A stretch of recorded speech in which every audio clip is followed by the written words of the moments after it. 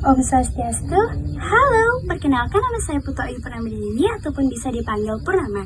Jadi hari ini Purnama akan membahas tentang pertumbuhan dan perkembangan pada hewan. Sebelumnya kita harus mengetahui apa itu pertumbuhan dan apa itu perkembangan.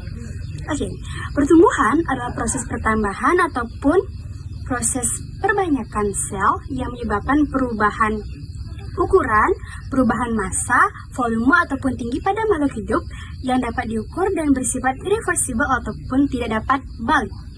Nah, yang kedua yaitu perkembangan. Perkembangan adalah proses makhluk hidup menuju tingkat kematangan ataupun tingkat kedewasaan.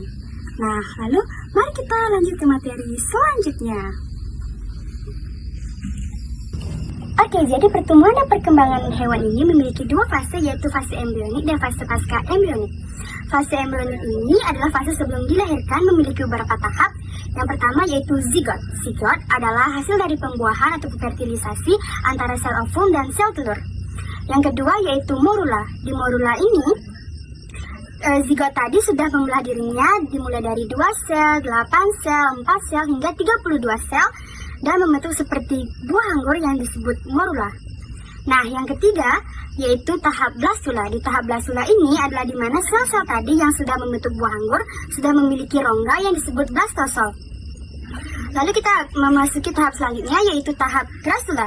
Di tahap grasula ini sudah terjadi invaginasi ataupun pelekukan yang menyebabkan 3 lapisan yang akan membentuk organ-organ tubuh. Nah, yaitu disebut organogenesis.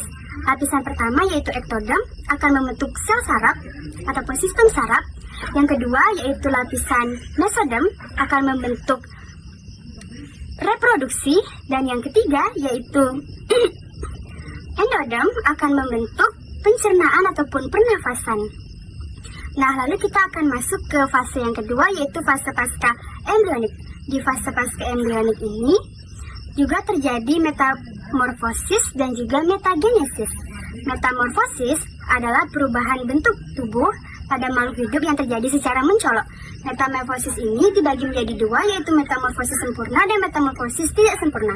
Metamorfosis sempurna adalah perubahan bentuk tubuh yang terjadi secara mencolok dari tahap-tahap yang terjadi secara mencolok dan bisa dilihat oleh mata. Nah, jadi contohnya itu seperti kupu-kupu. Nah, fase-fase dari metamorfosis sempurna ini yaitu dari telur, larva, nimfa, dan juga dewasa. Lalu selanjutnya yaitu metamorfosis tidak sempurna ataupun perubahan yang terjadi tidak terlalu signifikan ataupun tidak mencolok. Contohnya itu seperti belalang.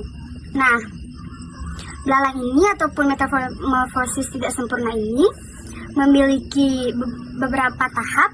Tahapnya itu dari telur, nimfa, dan juga imago ataupun dewasa. Lalu selanjutnya metagenesis. Metagenesis ini adalah pertukaran keturunan antara seksual dan juga aseksual. Seksual adalah perkembangan yang melibatkan 2 sel kelamin, dan sementara aseksual adalah perkembangan yang tanpa melibatkan alat kelamin, contohnya seperti ubur-ubur. Nah, sekian dari penjelasan saya. Jika ada salah kata mohon dimaafkan karena saya juga manusia.